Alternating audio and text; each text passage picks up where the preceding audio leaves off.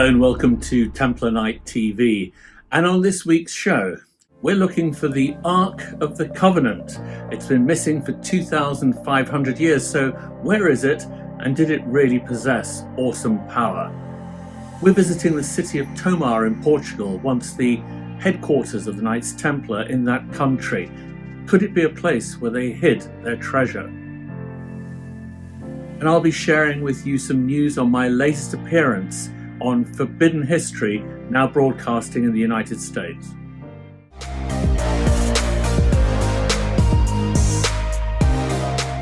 Now, I was in Portugal a year ago in the capital city, Lisbon, and I went to visit an old antiquarian bookstore down a dark alley that I love to go to.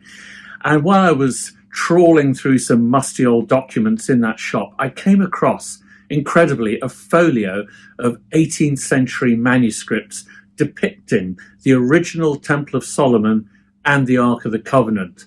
It was an imagining by people in the 18th century of what the temple and the Ark would have looked like. The Temple of Solomon was built explicitly to house the Ark of the Covenant. And so what was the Ark?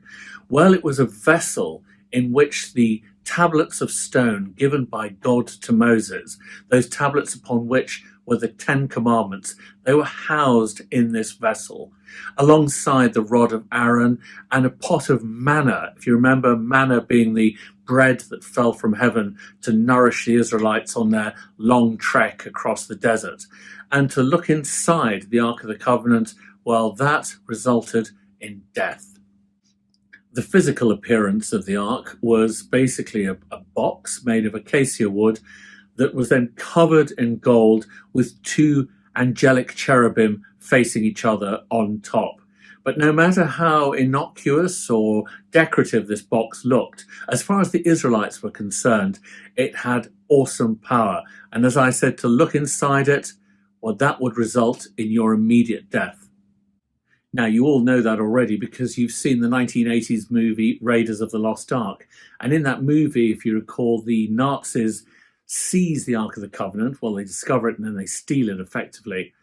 And then in a rather bizarre ceremony, they set about opening the Ark. And of course, it has appalling consequences. The only two people who survive this scene are the two heroes who keep their eyes very wisely, firmly shut. And this isn't just an invention of Hollywood. We know from the Bible that this is supposed to be what happened if you opened up the Ark. So there's a story that the Philistines, the dread enemies of the Israelites, took the Ark away, stole it again, and while they were in possession of the Ark, terrible things happened to them. There were diseases and plagues, and people got boils and all sorts of horrible things. And eventually the Philistines, fed up with this, handed the Ark of the Covenant back to the Israelites. Now, the Israelites, unfortunately, decided to take a look inside. Despite everything they've been told by God, they decided to take a quick peek just to make sure that the Philistines hadn't been messing around with the contents or hadn't stolen anything. As a result of looking inside, God immediately killed over 50,000 Israelites on the spot, and that's according to the Bible. Now, as I said, the Ark was kept in the Temple of Solomon, which the temple was explicitly built for that purpose, in a room called the Holy of Holies. Nobody was allowed to enter that room except the priests, again on punishment of death. But in 586 BC, over 500 years before the birth of Christ, the Babylonians, the Babylonian Empire, invaded Jerusalem. What did the Babylonians do? They destroyed the temple to break the spirit of the Jewish people. And it's at this point that the Ark of the Covenant just disappears. So what happened to it? Well, according to the Bible, it's possible that the prophet Jeremiah buried it on Mount Nebo. If that wasn't what happened to it, maybe it was buried under the Temple Mount. Or, worst case scenario, the Babylonians simply destroyed it. Now fast forward 500 years plus, and a second temple had begun to be built on the site of the original first temple in Jerusalem. And this one was a far grander edifice. And King Herod comes along, and you know King Herod from the New Testament, slaughtering the innocents, looking for the baby Jesus. He comes along, he really embellishes the temple. He wants it to be something that shows his links to the Jewish religion, his fidelity to the Jewish faith, even though at the same time he was effectively kind of working for the Romans. Now, even though Herod builds an incredibly impressive temple, and I was there a few years ago looking at the remains of the Herodian temple, and it is truly amazing. The platform itself, which is all that's left of the Herodian temple, is amazing.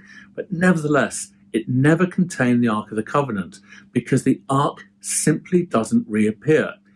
Now, under the Emperor Vespasian, the second temple, the Temple of Herod, is destroyed after the first Jewish revolt. And the Romans even celebrate carting off the treasure of the second temple. And they celebrate this on the Arch of Titus, which you can still see in Rome today. But nevertheless, amidst all that treasure, you do not see the Ark of the Covenant. And there is no record of the Romans ever having found it.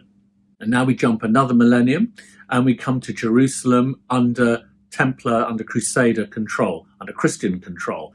For the previous centuries, from the 600s, it had been ruled by Muslim rulers.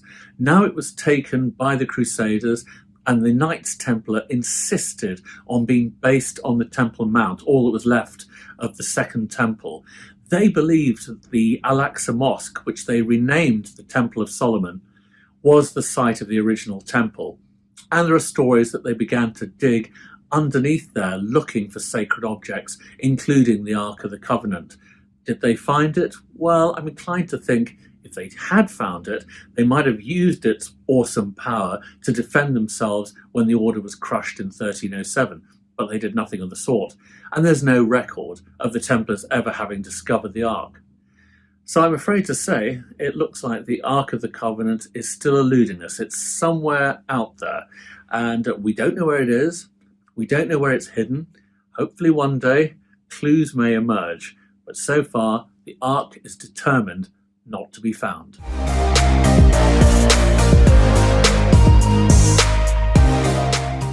Now we're off to the city of Tomar in Portugal. And this was once the headquarters of the Knights Templar in that country. And I have to say, it's a place that really evokes the Templars. Every time I go there, it just feels, looks and smells Templar. And overlooking the whole town up on a hill is this fantastic Templar ruin. I think it's the best Templar stronghold anywhere in Europe, so I definitely recommend a visit. Now, when the Templars were in Tomar, the boundaries of Portugal and Spain as we know them today on the Iberian Peninsula didn't exist. Today, Portugal is a strip of a country down the western side of the Iberian Peninsula, and the rest of the peninsula is Spain. Well, we go back to the medieval period. You have to kind of draw a line through the middle of it. And to the south of that line was an Islamic caliphate. The Muslims had invaded the Iberian Peninsula in 711 AD, 711 years after Christ, and they had conquered most of the peninsula, but gradually were being pushed back by a number of Christian Crusader kingdoms that established themselves and were slowly growing in the northern half of the peninsula.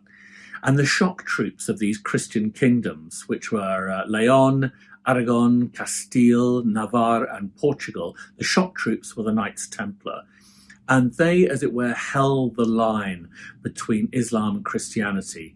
They occupied, if you want, the Badlands, the borderlands, where land exchanged control frequently between Muslim and Christian rulers. And they had to hold that line against the forces of Islam. The Templars played such a key role in the formation of Portugal that every summer, all over Portugal, in towns and villages, there are reenactments of battles between the Templars and what we call the Moors, the Muslim rulers of the southern part of the peninsula. One of the most staggering displays every year that I thoroughly enjoy is in a town called Santa Maria de Feira. The festival is called the Viagem Medieval, medieval journey, basically. And they have a big set-piece battle, but also, if you want, you can eat lots of meat roasted on spits. You can do some dancing, you can watch some dancing. I think they have a sort of haunted castle experience. And of course, you can dress up as somebody from the Middle Ages. But back to Tomar. And just to kind of describe to you what you will find when you visit, not if, hopefully when you visit Tomar, on top of the hill is an octagonal tower contained within original Templar walls. And like many Templar places of worship, it's loosely based on the Holy Sepulchre in Jerusalem. It's very ornately decorated, extremely beautiful, and it's a place where the Templars would have been able to hear Mass, as it were, in the round. So some people think they may have even been on horseback while a chaplain in the middle delivered Mass, and then they could ride out into battle. Today, the Sharola is connected to a later 16th century building that was built for the Order of Christ. Now, let me explain what the Order of Christ was. In 1307, the orders went out across Europe from the Pope and from the King of France to arrest the Knights Templar. They were accused of all sorts of things, as you know, heresy, sodomy, you name it. But the Portuguese were more reticent to round up their Templars. After all, the Knights had been so integral to the formation of the country and conquering Portugal's enemies to the south. So the King of Portugal, Dom Denige, petitioned the Pope to create a new order, the Order of Christ, Ordem do Cristo. Effectively, the king nationalized the Knights Templar. And this order, the Order of Christ, would play an extremely important role in the 1500s and 1400s in the navigations that the Portuguese undertook all over the world, the age of discovery as it came to be known, although that's of course very contentious, but what it was Europeans discovering the new world. Of course, there were people there already, but the Portuguese went to the Americas, they went all around Africa, they went to Asia, for all sorts of reasons, but primarily to find new spice routes, to find treasure, to gain new lands and glory, and the Order of Christ was very much at the forefront of this. So well disposed was Portugal to the Knights Templar and the way in which they effectively rebranded them in order to save them, creating the Order of Christ and headquartering them still in Tomar, that many have wondered whether or not this city in Portugal could be the location of any Templar treasure brought back from Jerusalem. And this is something that I investigated with a documentary series called Buried for History 3 years ago. So I went with the team, with Mikey Kay and Garth Baldwin, the co-presenters, and we went scrabbling around caves in Tomar looking for the Ark of the Covenant and the Holy Grail and so on. Well, we came away empty-handed, but we had a jolly good time looking around. So no treasure has been found so far, but don't let that put you off visiting Tomar. And I recommend, if you do go there, stay at the Hotel dos Templarios, the Hotel of the Templars, just out of the centre of town. Very nice hotel. It's a one-night stay. You don't have to do much more than that, but you definitely need to see it. It's a fantastic place, and I thoroughly recommend Tomar.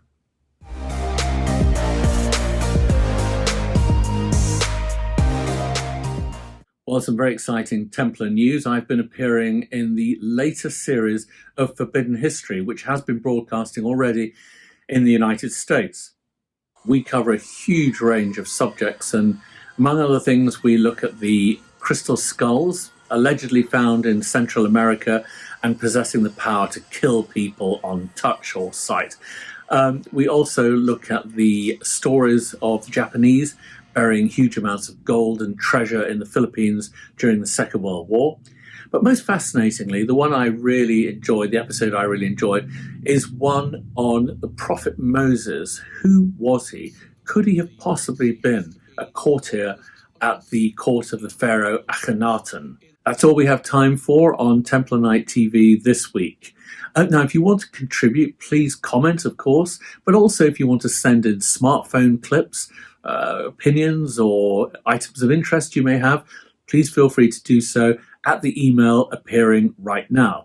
Also, if you think there's something that merits a full-blown interview, I'm happy to do a recorded Zoom call with anybody who's got anything interesting to say, and I'll happily insert that into this podcast, show, vlog, whatever you want to call it. Until next time, however, be good and non nobis domine.